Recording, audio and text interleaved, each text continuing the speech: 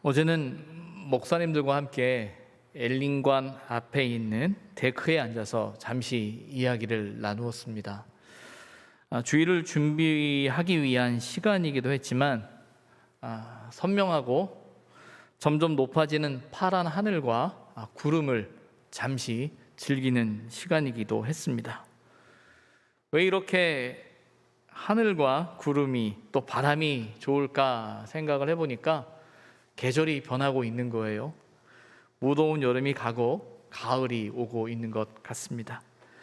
무엇보다 계속 흐리고 비가 온 기억이 있었는데 그러다 보니까 이렇게 맑은 날이 더 좋았던 것 같습니다. 흐린 날이 지나고 맑은 날이 온 것이죠. 우리는 잘 알고 있습니다. 흐린 날은 맑은 날을 향하고 있다는 것을 말입니다. 흐린 날을 우리가 견딜 수 있는 건 곧 맑은 날이 올 거라는 그 믿음을 또 그런 이해를 가지고 있기 때문이죠. 제자들이 말하는 세상 끝을 가리켜 우리는 종종 종말이라고 말을 해요. 이 종말은 왠지 모르게 두려움의 시간으로 다가오는 게 사실입니다.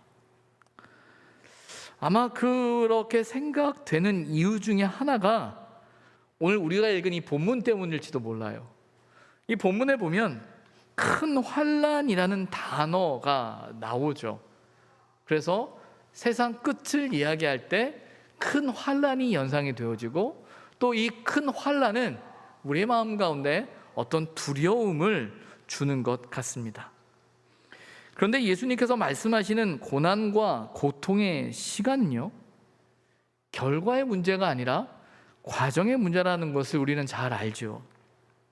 세상 끝을 향해 나아가는 그 과정 속에서 어떤 형태의 큰 환난은 하나님의 구원을 위한, 하나님의 구원을 향한 과정이라는 사실을 우리는 놓치지 말아야 합니다. 흐린 날처럼 느껴지지만 곧 있을 파란 하늘을 소망하고 기대해야 한다라는 거예요. 그래서 우리는 이 두려움을 넘어서 소망의 말씀으로 본문을 또 말씀을 들어야 합니다. 오늘 본문은 우리에게 검은 구름 뒤에 있는 파란 하늘을 보게 하시는 말씀이에요. 그리고 그 우리에게 둘러싸인 한때 있을 그 검은 구름을 어떻게 잘 지나야 할지, 어떻게 감당해야 할지 우리 말씀을 통해서 깨닫게 됩니다.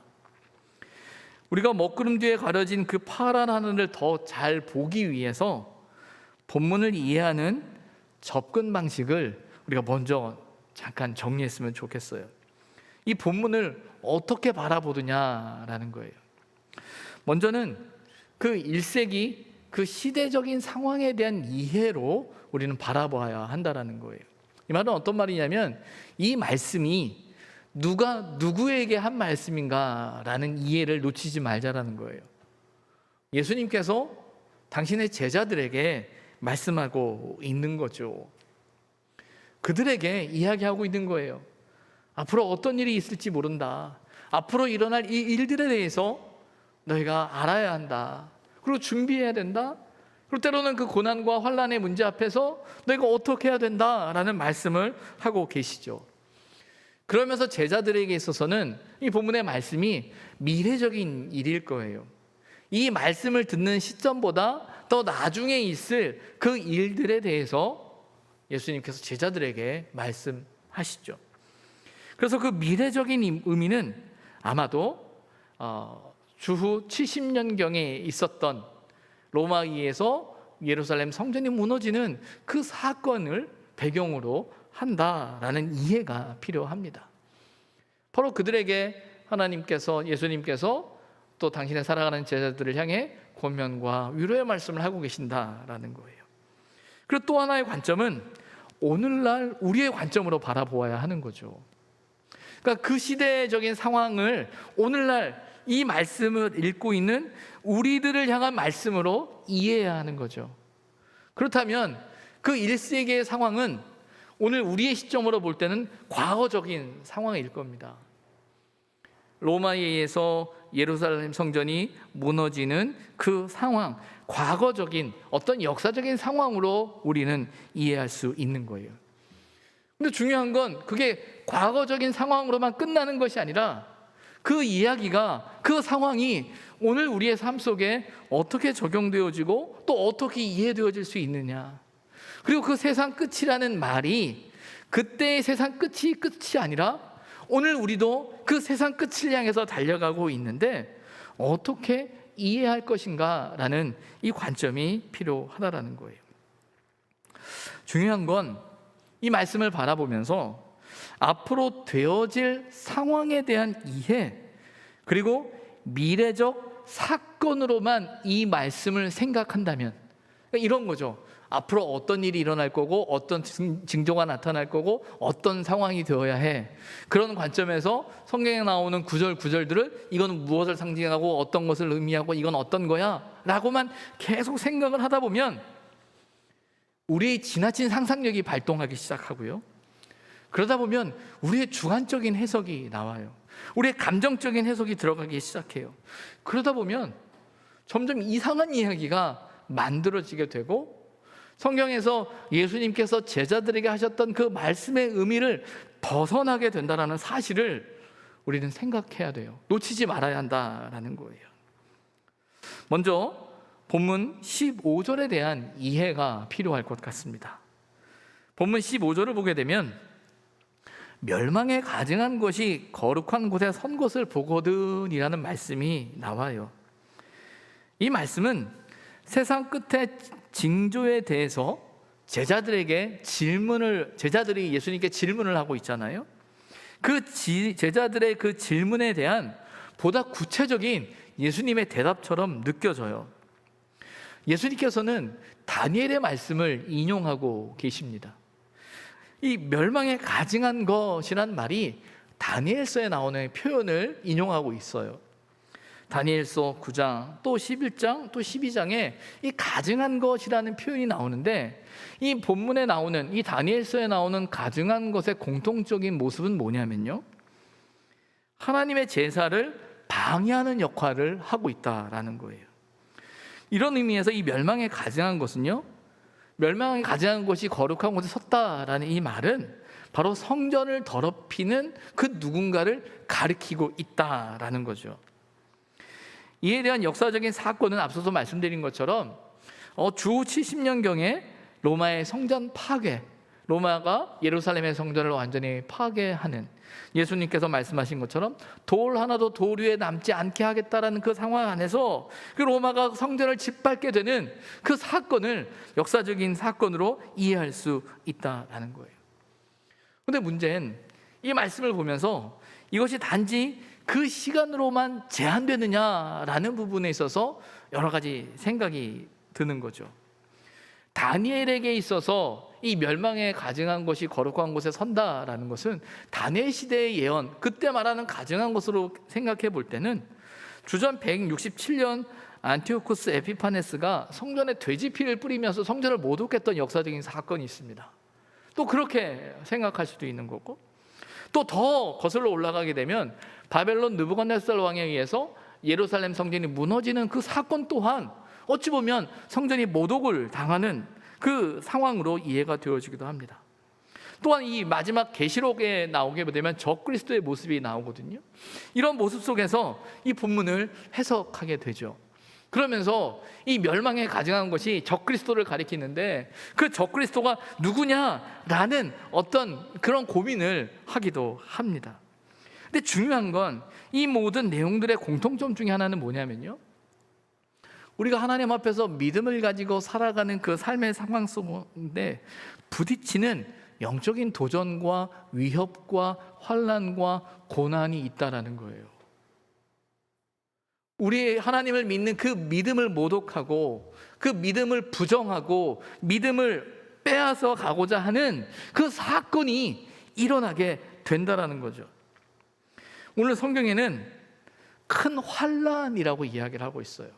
그런 징조와 함께 큰 환난이 일어나서 그 환난의 도전이 우리에게 있다라는 거예요. 여러분, 오늘 이 말씀이 단지 그 2000년 전의 말씀으로만 끝나지 않고 오늘 우리의 삶 속에 적용되어지는 건 바로 그 부분인 거예요. 믿음을 가지고 살아가는 삶의 자리에서 부딪히는 영적인 도전이 우리에게 있다. 그것을 어떻게 할 것이냐라는 거죠. 이어지는 말씀을 보게 되면 바로 이러한 일이 일어날 때 어떻게 해야 되느냐라는 것을 말씀하고 계세요. 오늘 본문은 산으로 도망가야 한다라고 말씀하고 있습니다. 이 말은요, 가증한 것으로 인해 큰 환난이 미치게 될 뿐만 아니라 그 환난이 갖는 긴박함, 그래서 어떻게든지 뒤도 돌아보지 말고 빨리 피신해야 된다, 빨리 도망가야 한다, 어떻게든지 목숨을 건져야 한다 라는 어떤 그런 긴장감이, 위험이 느껴집니다. 근데 22절에 보면 이렇게 이야기하죠. 이 환난이 너무나 큰 나머지 이 환난을, 그날을 그대로 다 감당하면 아무도 구원받을 수 있는 사람이 없다, 모두가 다 죽게 될 수밖에 없다라고 말씀하세요. 그런데 바로 그때 하나님께서 택하신 자들을 위하여 그 날들을 감하시겠다라고 말씀하고 계시는 거예요.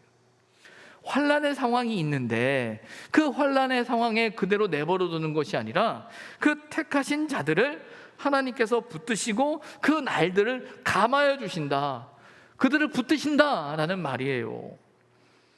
근데 여러분, 여기서 중요한 건 이거죠. 이제 이게 묵시적인 말씀으로, 종말론적인 말씀으로 해석할 때 그럼 이 택하신 자들이 누구냐라는 거예요.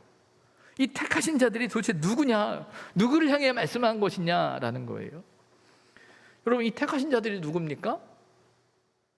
그 시대적인 상황을 비추어 본다고 하면 이 말을 예수님께서 제자들에게 하고 계시기 때문에 누구예요? 제자들을 향한 말씀이겠죠. 그들에게 환난이 있을 터인데, 그러나 하나님께서 그 고난 가운데, 환난 가운데 너희를 붙들어 줄 거야 라고 말씀하고 계시는 거예요.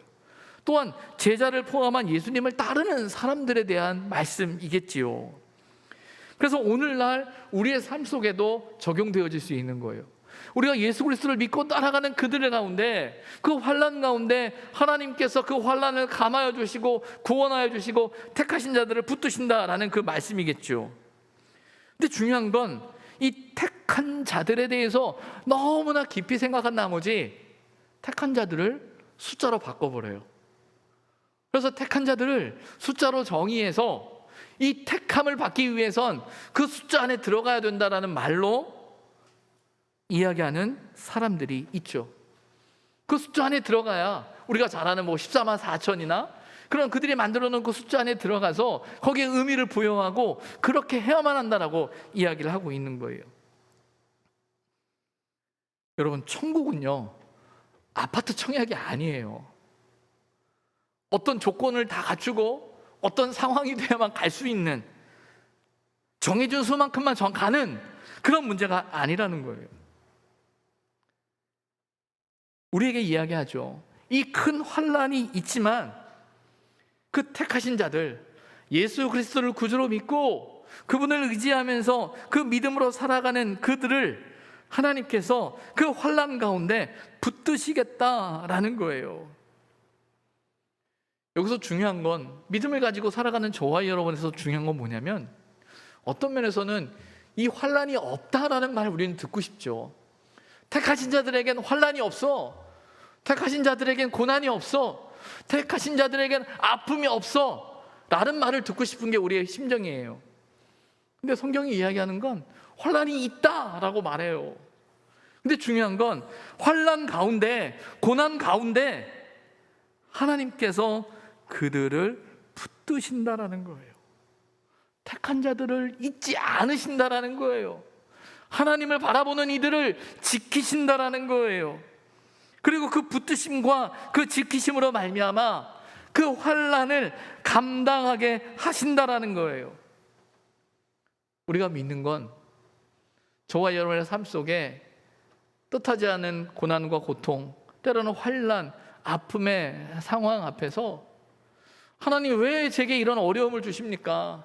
왜 제게 이런 아픔을 주십니까? 라고 탄식하고, 때로는 그 아픔이 있기 때문에 하나님, 저 하나님 믿을 수 없습니다 라고 하는 것이 아니라, 그 아픔이 있지만 그 연약함 속에서 우리가 하나님을 더욱더 깊이 찾아가는 것, 그 연약함 속에서 우리를 붙드시는 그 하나님의 손길을 경험하는 것, 그것이 우리가 살아가는 그 신앙의 자리라는 거예요. 그래서 성경은 이야기하죠. 사도 바울은 고린도서 10장 13절 이렇게 우리에게 말씀하고 있어요. 사람이 감당할 시험 밖에는 너희가 당한 것이 없나니 오직 하나님은 미쁘사 너희가 감당하지 못할 시험 당함을 허락하지 아니하시고 시험 당할 즈음에 또한 피할 길을 내사 너희로 능히 감당하게 하시느니라. 그 환난 가운데 감당하게 하시는, 시험 가운데 고난 가운데 감당하게 하시는, 우리를 붙드시는 그 하나님이 계심을 우리가 기억해야 한다라는 거예요. 그런데 문제는 이 믿음을 가지고 그 환난 가운데 우리가 살아가요. 근데 중요한 건 그 상황 가운데 미혹의 역사가 커진다라는 거예요. 미혹의 역사가 커진다라는 거죠. 그래서 본문 24절에 보게 되면 거짓 그리스도들과 거짓 선지자들이 일어난다라고 되어져 있습니다. 이 세상 끝에 종말을 향하고 있는 그 시점의 상징 중과 모습 중에 하나는 이런 사람들이, 이 적그리스도와 거짓 선지자들이, 거짓 그리스도와 거짓 선지자들이 많아진다라는 거예요. 왜 많아질까요? 왜 많아질까요? 점점 미혹에 취약한 상황이 된다라는 거예요. 미혹에 취약한 상황이 된다라는 건 뭐냐면 우리 마음 안에 해결되어지지 않는 그 문제들 앞에 갇혀서 우리가 힘든, 마음의 힘듦이 있다라는 거예요. 어떤 간절한 기다림이 있는데 그 간절한 기다림이 우리의 원하는 때와 시기에 해결되지 않으니까 점점 그것을 찾고자 하는 우리의 마음이 커진다라는 거예요. 그러다 보니 하나님을 향한 온전한 기다림보다는 우리가 방법을 찾아가고 뭔가를 만들어내고 내가 이해할 수 있고 내가 확신할 수 있는 그것을 찾아가기 시작하는 거예요. 자기 확신과 믿음을 강화하고 더 나아가서 내가 믿는 것을 더욱더 굳게 믿고 고집스럽게 믿으면서 그 안에 내 스스로 안주하려고 하는 모습이 생기는 거예요. 이 말은 어떤 거냐면 나름 성경에 대한 이해를 가져요. 성경으로 시작해요. 그런데 해결되어지지 않는 삶의 문제들이 있단 말이에요. 그럼 그 문제에 대해서 답을 찾기를 하나님의 말씀 앞에 겸손하게 엎드려서 그 때를 기다리기보다 내 상황과 내 형편과 내 처지에 맞춰서 성경을 자의적으로 해석하는 거죠. 내 이해 안에, 내 확신 안에 가둬버리는 거예요. 성경 안에 내가 들어가는 것이 아니라 성경을 내 안에 집어넣어 버리는 거예요. 내 생각대로, 내 뜻대로, 내 상황대로 가두어 버리는 거죠. 이단과 사이비의 공통점이, 그들의 모습의 공통점은 바로 그런 거예요. 성경을 자기 마음대로 해석하잖아요. 자기 마음대로 이야기하잖아요. 근데 여러분, 이단과 사이비는 나름 계보가 있습니다. 나름의 전통이 있어요. 이 말은 뭐냐면 나름의 논리가 있는 거예요. 나름의 확신이 있는 거예요. 그러면서 뭐라고 이야기하냐면 자신들이 바라보는, 해석하는 그 관점, 그 특별함을 이야기해요. 그리고 대안을 제시해요. 그리고 기성교회는 이 사실을 놓치고 있다, 잘못되어졌다라고 이야기를 하는 거죠. 마치 자신들에게 어떤 특별한 그 무엇이 있는 것처럼 이야기한다라는 거예요. 그런데 그들의 이야기를 듣다 보면 어떤 면에서는 우리가 예배드리고 우리가 아는 신앙생활처럼 하나님의 말씀, 또 성경, 또 하나님, 그리스도, 또 나름 우리가 사용하는 어떤 그런 표현들을 쓰면서 그 믿음에 대해서 크게 다르지 않은 것처럼 이야기를 해요. 근데 그 끝이 다르죠.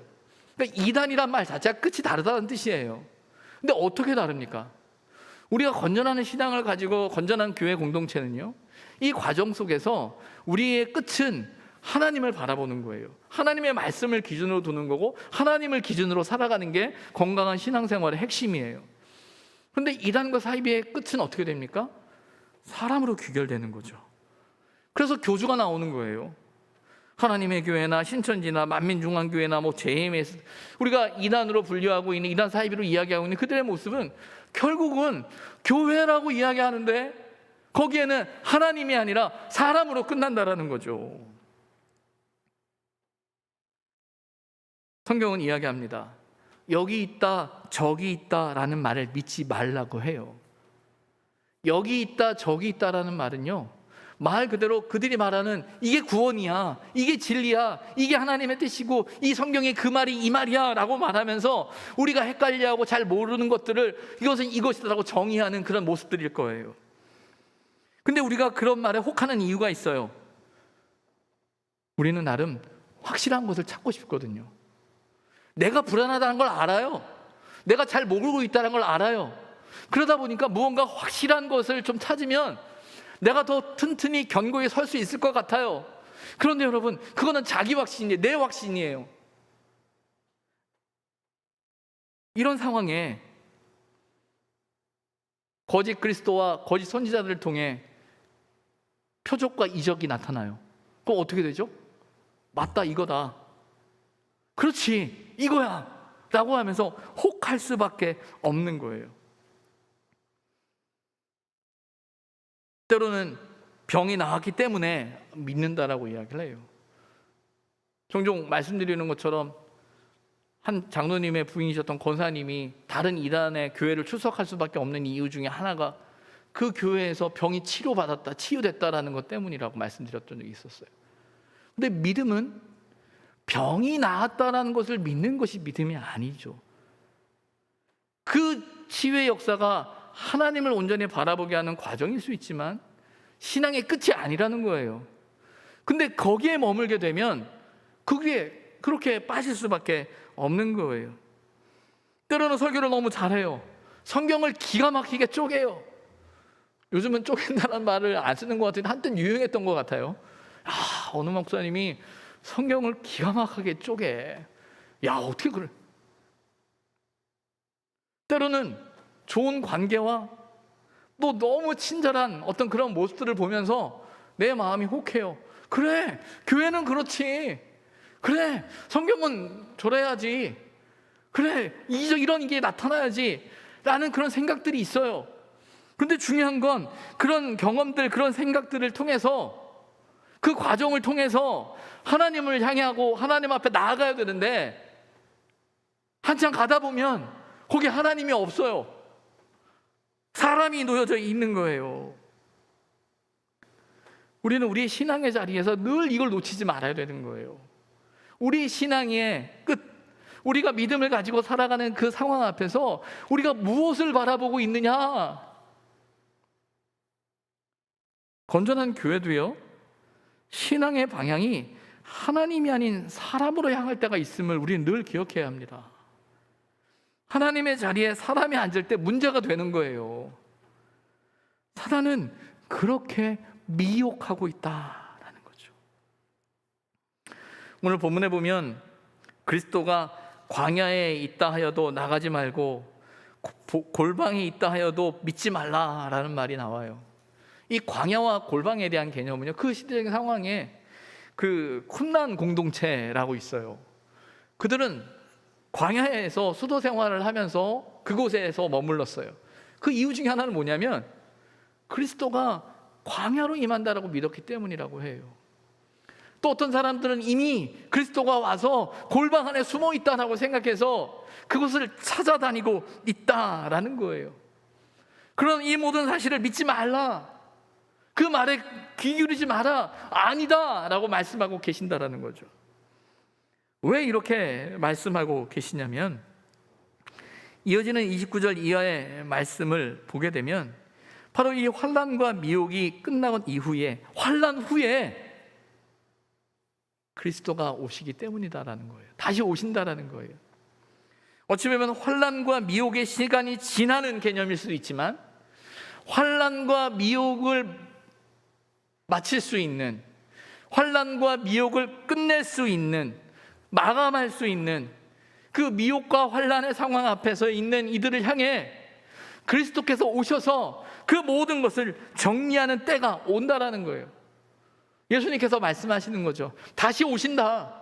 내가 다시 와서 하나님의 그 구원의 역사를 이루겠다라고 말씀하고 계시는 거예요.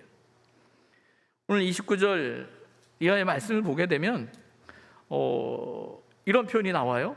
하늘의 권능들이 흔들리리라. 또 인자가 구름을 타고 큰 능력과 영광으로 오는 것을 볼 것이다 라고 말합니다. 여러분, 이 말씀이 여러분 상상이 되십니까? 우리가 예전에 보았던 어떤 성화의 그림에 이 장면이 담겨져 있어서 우리 머릿속에 그게 떠오를지도 모르겠어요. 하지만 여러분, 그 또한 우리의 상상 아닌가요? 저는 이 말씀을 보면서 잘 상상이 안 돼요. 이게 예수님께서 어떤 말씀, 어떤 당신의 머릿속에서 어떤 그림을 가지고 이야기를 우리에게 하신 걸까? 잘 이해가 되지 않아요. 잘 모르겠어요. 근데 분명한 건 주님이 오신다고 말씀하고 계시는 거예요. 오신다라는 거예요. 오신다라는 거예요. 어떻게 구름을 타지? 하늘의 징조가 이게 뭐지? 우린 다 이해할 수 없을 거예요. 하지만 분명한 믿음은 주님이 오신다라는 거죠. 그 오신다라는 사실을 우리가 놓치지 말아야 한다라는 거예요. 그런데 그 오심을 통해서 어떤 일을 행하시는가? 오늘 본문의 31절에 이렇게 이야기하죠. 나팔 소리와 함께 천사들을 보내신다. 그들이 그의 택하신 자들을 하늘 이 끝에서 저 끝까지 사방에서 모으신다라고 말씀하고 계세요. 택하신 자들을 향한 하나님의 구원의 사건이 일어나는 거예요. 앞서서는 택하신 자들이 당할 그 환난을 감하게 하시겠다, 그들을 붙드시고 그들을 돌보시겠다라는 말씀이고, 오늘 본문의 이 말씀은 그 가운데 있는 이들을 구원하시겠다라는 거예요. 근데 중요한 건 그들이 어떤 특정한 장소에 모여 있는 사람들이 아니라는 거예요. 성경은 분명히 이야기하죠. 사방에서 모으리라. 사방에서라는 이 말은요, 어떤 제한된 방향과 장소의 개념이 아니라 바로 오늘 우리가 살아가는 그 삶의 자리를 말하는 거예요. 우리 신앙의 자리, 믿음의 자리가 어디냐? 여러분, 이란과 사이비의 특징 중에 하나는 뭔가를 규정합니다. 정해요. 여기, 이것, 무엇, 이시라는 곳으로 정해요. 정하다 보면 사실 우리가 편해요. 아, 그래? 그거야? 쉽게 이해되는 것 같아요. 근데 성경에서 이야기하고 있는 이 사방은요, 우리가 감당하고 우리가 견뎌내는, 때로는 눈물을 흘릴 수밖에 없는 그 삶의 자리이지만, 그곳에서 하나님을, 말씀을 붙들고 예수님을 믿고 믿음으로 살아내는 그 삶의 자리, 그렇게 살아가는 그 사람들을 그 때가 되면 하나님이 부르시겠다라는 거예요. 모으시겠다라는 거예요. 찾아오시겠다라는 거예요.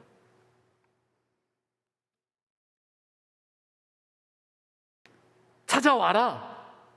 거기다, 여기다. 아니, 오늘 우리가 예배하는 이 자리, 저와 여러분이 살아가는 그 삶의 자리, 그 가정, 그 교회, 그 직장, 정말 떠나고 싶고 더 이상 함께하고 싶지 않은 어떤 그런 삶의 고통스러운 그 상황 안에서 견뎌내는 그곳에 오시겠다라는 거예요.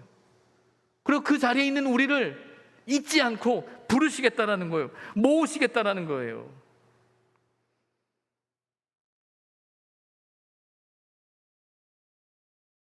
우리는 이러한 믿음을 이 말씀 속에서 고백하고 깨달아야 한다라는 거예요. 예수님께서 말씀하시는 것은 주님의 오심을 믿고 묵묵히 기다리는 바로 그 자리, 그리고 바로 그곳에 예수님의 구원의 역사, 다시 오심의 역사, 재림의 역사, 부르심의 역사가 있다라고 말씀하고 계시는 거죠. 이 말씀을 보면서 생각합니다. 정말 묵묵히 믿음으로 살아내야 할 이유가 여기 있다. 여러분, 이제 앞으로 코로나 시대를 우리가 작년과 올해 보내는데 앞으로 어떻게 될 거라고 여러분 생각하십니까? 다임 목회자 입장에서, 특별히 교회라는 공간 안에서, 공동체 안에서 또 목사님들과 나누는 이야기 중에 하나, 앞으로 어떻게 될까라는 거예요.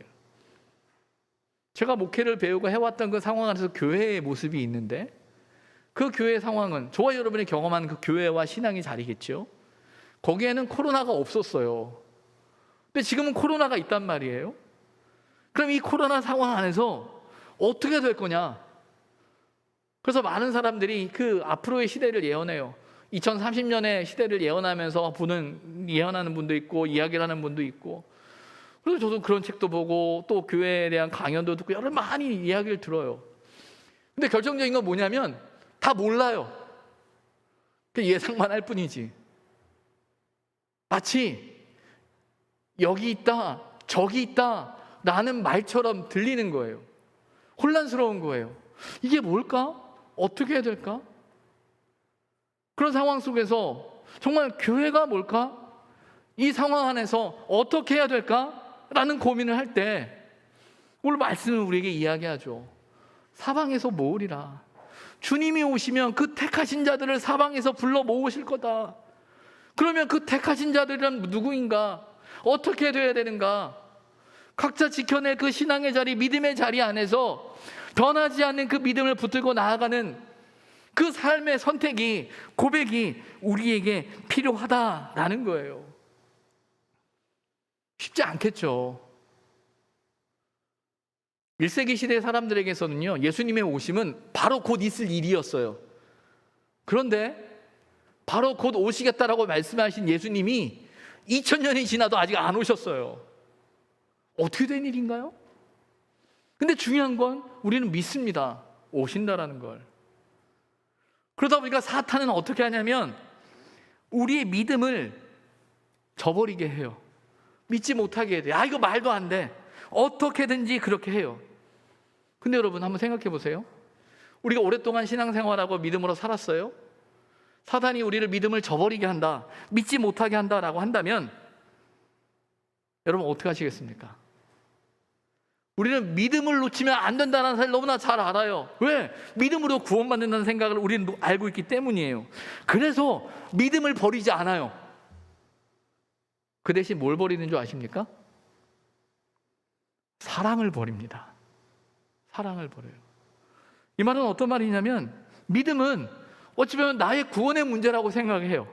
근데 사랑은 다른 사람과의 문제라고 생각을 한단 말이에요. 믿음으로 구원을 받을 수 있기에 믿음은 저버릴 수 없지만 사랑은 저버리는 거, 사랑하지 않겠다라는 거예요. 왜 그렇죠? 지난주에 나눴던 그 말씀처럼 미혹과 미움으로 말미암아 우리가 사랑하지 않게 되는 거예요. 그러니까 신앙생활을 하고 믿음을 가지고 살아갈 때 어떤 미혹이나 유혹에 빠져 넘어졌을 때 때로는 우리가 믿지 않는다는 말 하지 않아요. 근데 믿지 않는 것은 아닌데 사랑하지 않죠. 믿지만 난 사랑하지 않을 거야. 나는 예수님 믿지만 사랑하지 않을, 다른 이웃을 사랑하지 않을 거야. 말이 되는 걸까요? 안 되는 일인데 우린 그렇게 해요. 그리고 여전히 내 안에 믿음이 있다라고 생각을 한다라는 거예요. 우리가 붙드는 천국 복음의 가장 큰 핵심은 하나님의 사랑이잖아요. 그 사랑을 믿기 때문에, 그 사랑을 의지하기 때문에, 그 사랑을 믿기 때문에 그 믿음으로 나아가는 하나님의 사랑을 우리는 믿고 살아가는 사람들이에요. 근데 믿는다고 말하는데 믿는데 사랑하지 않아요. 믿는데 사랑하기 싫어요. 근데 생각해 보니까 사랑하지 않을 이유가 이해가 돼요. 납득이 가요. 이건 말도 안 되고, 사람들의 마음속에 갖고 있는 여러 가지 상처들, 아픔들, 또 정말 이야기하는 것처럼 그들이 불법이 많아짐으로 사랑이 식는다. 그러니까 이 말은 나름 이유가 있는 거예요. 근데 여러분 믿음의 자리는요, 그럼에도 불구하고 하나님의 사랑을 믿기 때문에 사랑하는 거예요. 하나님을 사랑하는 거고 이웃을 사랑해야 한다라는 거예요. 물론 어렵죠. 힘들죠. 그냥 조용히 나 하나님 잘 믿고 그냥 살아가고 싶어요. 그냥 조용히 그냥 물론 사랑의 방식이 또 다를 수 있지만 조용히 그냥 하나님만 잘 믿고 저 그냥 살고 싶어요. 근데 그 믿음은 반드시 사랑으로 연결되어져야 돼요. 왜? 우리 믿음이 거기서 나왔기 때문이라는 거예요. 어려울 수 있고 힘들 수 있어요. 수없이 부딪히는 그 문제 앞에서 내가 왜 이렇게 살아야 돼? 라는 그 아픔이 있어요. 내 상황에 대한 아픔이 있지만 그 상황 속에서 믿음으로 견뎌내야 되는 그 또한 더 힘든 문제일 수 있어요. 그런데 그 몸부림을, 그 아픔을 주님이 아신다라는 거예요. 부르신다라는 거예요. 제가 어젯밤에 이제 설교 준비를 끝나고 올라가다가 한 편지를 받았어요. 누군가가, 교인께서 누군가가 이 목양실에 불 켜져 있는 걸 보시고 그 사이로 편지를 집어넣고 가신 거예요. 이 편지를 봤더니 제가 이제 보낸 생일 카드에 대한 답장으로 저에게 편지를 쓰신 거예요. 아니, 불이 켜져 있는 거 보셨으면 이제 녹화하고 들어오셔도 되고 이야기도 되고 얼굴도 보면 되는데 아마 그것도 쑥스러우셨던 것 같아요. 그래서 편지만 이렇게 놓고 가신 거예요. 왜 그런지 보니까 제가 설교 준비하다가 밖에서 뭔가 부스럭하는 소리가 난 것 같아서 누가 왔나 하다가 금방 소리가 사라져서 그냥 고양이가 지나갔나? 라고 생각했었는데 봤더니 이 편지를 놓고 가신 건가 보다라는 거예요. 그러면서 당신이 요즘 어떻게 살고 계시는지 이야기를 이렇게 들으면서 이렇게 써주시고 그러면서 참 좋았는데 거기에 보면 당신이 자에게 이렇게 쓰셨어요. 뭐 다 읽어드릴 수는 없고 이렇게 표현을 하고 계세요. 아직도 저는 의심도 많고 궁금한 것도 있지만 그래서 이것저것 뒤적거리고 자책도 하고 원망도 하면서 지내지만 그런 모든 것들이 다 신앙이라고 나름대로 결론짓고 편안해지려고 합니다. 저는 이 말을 이렇게 읽으면서 마음에 위로를 받았어요. 왜 그러냐면 이분이 신앙적인 고민이 많으셨었거든요. 믿기지가 않아요. 뭔가요? 라는 어떤 그런 고민을 하고 기도하고 계신 걸 알고 있었기 때문에 이제 한참이 지난 지금 이제 이렇게 글을 쓰면서 저에게 이렇게 보내주셨던 거죠.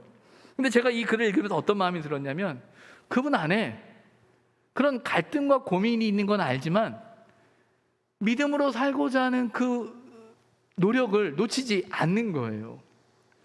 여러분, 신앙의 삶은요 늘 언제나 1년 365일 흔들림 없는 100% 확신 가운데 살아가는 게 신앙이다 라고 말하기에는 우리는 너무나 믿음이 없어요. 늘 흔들려요. 늘 고민되고 늘 염려되고 늘 어렵게 느껴지는 게 우리의 삶인 게 맞아요. 중요한 건 그럼에도 불구하고 놓치지 말아야 될 것 놓치지 않고 붙들고 지키고 인내하고 견뎌내는 거예요. 의심도 생길 수 있고 궁금한 것도 있을 수 있고 때로는 나의 부족함 앞에서 자책할 수도 있고 때로는 정말 나는 안 되라고 하면서 내 가슴을 칠 수도 있어요. 근데 중요한 건 그러면서 주님을 찾아가는 거예요. 신앙의 자리를 지켜가는 거예요. 그리고 그 안에서 우리 심령 가운데 이끄시는 하나님의 손길을 고백하는 거예요. 그러면서 그분이 편지에 이런 말을 써요. 지난 시간들을 돌아보면 때로 기적 같은 일들이 많았었는데 그게 하나님의 손길인 것을 잊었네요. 감사할 일이 수도 없이 많았는데 그러니까 자기가 이게 뭐지? 믿음이 뭐지? 하나님이 계신 건가? 라는 그 고민 속에서 몸부림치는 시간도 있었는데 지나고 생각해 보니까 그래, 하나님이 이렇게 하셨는데 라는 그 고백을 하고 있는 거죠. 여러분, 우리 신앙의 자리가 어때야 될까요? 때로는 우리가 부정하고 싶고 내가 떠나고 싶고 내가 하고 싶지 않은 어떤 그 삶의 자리에 하나님 여기 내가 벗어나게 해주세요 라고 하고 싶은 그 삶의 상황이 여전히 내가 감당해야 될 신앙의 자리라면 때로는 우리는 거기서 견뎌야겠죠. 근데 중요한 건 하나님이 붙드신다라는 거예요. 때를 따라 구원하신다라는 거예요. 내가 흔들리고 내가 연약하고 내가 넘어질 수밖에 없는 인생이라 해도 하나님을 향한 그 믿음으로 살아가는 그 삶의 자리 속에 하나님의 구원하심에 붙드심이 있다라는 거예요. 우리는 그 믿음을 가지고 살아가는 사람들이에요. 그 믿음을 가지고 있는 사람들이기 때문에 오늘을 견뎌내는 거고 내 삶의 자리를 견뎌내는 거고 내가 미운 사람도 사랑하려고 노력하는 거고 사랑하는 아픔을 감당하는 거고 그 사랑하는 아픔 앞에서 하나님의 은혜를 구하는 거고, 사랑하지 못하는 내 자신을 보면서 애통하면서 눈물을 흘리고 가슴을 치면서 하나님의 은혜를 구하는 거고, 그런 과정 속에서 믿음의 자리를, 신앙의 자리를 하나씩 하나씩 세워가시는 그 하나님을 우리는 경험하게 되는 거죠. 하나님께서 그렇게 살아가고 있는 저와 여러분을 때를 따라 불러 모으실 겁니다. 구원하실 거예요. 지키실 거예요. 인도하실 거예요. 그 하나님을 신뢰하면서 믿음으로 나아가는 저와 여러분이 되기를 주님의 이름으로 부탁을 드립니다. 기도하겠습니다.